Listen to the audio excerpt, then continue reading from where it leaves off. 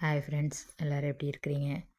இந்த இந்த டிசைன் வந்து நம்ம எப்படி கை டிசைன் மட்டும் எப்படி பண்ணலான்னு பார்க்கலாம். அதில் வந்து டபுள் கலர் வருது.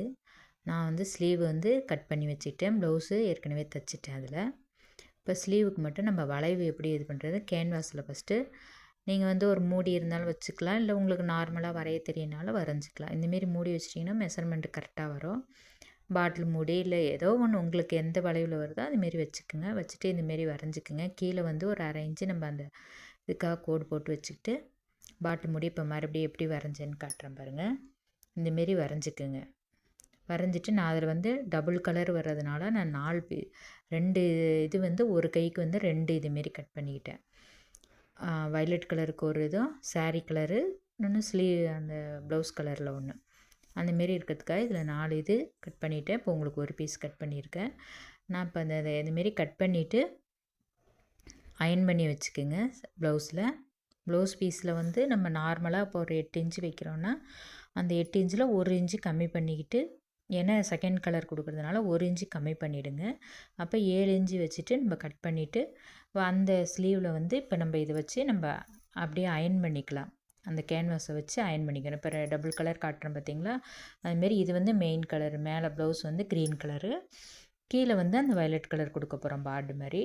இப்போ அந்த மெயின் பீஸில் வந்து நம்ம வந்து அயன் பண்ணிக்கலாம். கேன்வாஸை வச்சு அயன் பண்ணிவிட்டு அந்த வளைவில் வந்து கேவுடு இதில் வந்து அப்படியே தையல் ஒட்டின மாதிரி தையல் போட்டுக்குங்க. தையல் போட்டுட்டு லைனிங் கொடுத்து அப்படியே திருப்பிக்கலாம். இப்போ திருப்பி அது மேலே ஒரு படிமான தையல் ஒன்று போட்டுருங்க. அப்போ அது வந்து கரெக்டாக நிற்கும். இந்தமாரி அடித்து திருப்பிட்டு அந்த மேலே அப்படியே ஒரு தையல் போட்டுட்டோம்னா அது நல்லா வளைவு நிற்கும். இப்போ அதேமாதிரியே நான் பர்பிள் கலர்லேயும் லைனிங் கொடுத்து அடித்து திருப்பிக்கிட்டேன். நீங்களும் இதுமாரி அடித்து திருப்பிக்கிங்க. இப்போ வந்து நம்ம ஸ்லீவோட லென்த்து அளந்து பார்த்துக்கணும். 8 இன்ச்சு கரெக்டாக வருதான்னு கரெக்டாக வச்சு செட் பண்ணிக்கிங்க. பின் ஊசி குத்திக்கிங்க, நகழுகாமல் இருக்கும். இப்போ வச்சுட்டு அந்த மேலே வந்து நம்ம அந்த வயலட் கலரை கீழே வச்சுட்டு மேலே வந்து அந்த க்ரீன் கலர்லேயே நம்ம வந்து தையல் போட்டுக்கலாம். அப்போ வந்து கீழே வந்து உங்களுக்கு வராது. பாருங்கள், அந்தமாரி பின்னு குத்திக்கிட்டிங்கன்னா நழுகி வராது, ஒரே அளவாக இருக்கும். நம்ம அதுமாரி வச்சு மேலே ஒரு தையல் போட்டுக்கலாம்.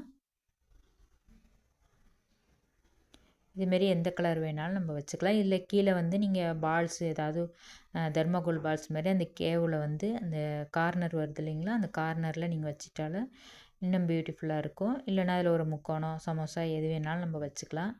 லேஸ் ஒர்க் கொடுத்துக்கலாம். இப்போ வந்து பேக் சைடு என்ன பண்ணுவோம், அந்த பிசுறு இருக்கும் அந்த வயலட் கலர் இதில், அதை அப்படியே மடக்கி வச்சு அந்த லைனிங்கில் மேலே வச்சு அடிச்சிருங்க. இப்போ அடிச்சிட்டோம்னா ப்ளவுஸ் இதாங்க. அப்படியே கையை ஜாயின் பண்ணிக்க வேண்டியதான். நான் ஏற்கனவே ப்ளவுஸ் ஜாயின் பண்ணிட்டேன். இப்போ பாருங்கள், நான் அதில் வந்து அந்த வளைவுக்கெல்லாம் வந்து பாசி ஒர்க் கொடுத்துருக்குறேன். கழுத்து நெக்குக்கு வந்து பைப்பிங் த்ரெட் கொடுத்துருக்குறேன். இப்போ ஓவராலாக அழகாக இருக்கு இல்லைங்களா? நீங்களும் இதுமாரி தைச்சி பாருங்கள். ஓகே ஃப்ரெண்ட்ஸ், வீடியோ பிடிச்சிருந்தால் லைக் பண்ணுங்கள், ஷேர் பண்ணுங்கள், சப்ஸ்கிரைப் பண்ணுங்கள்.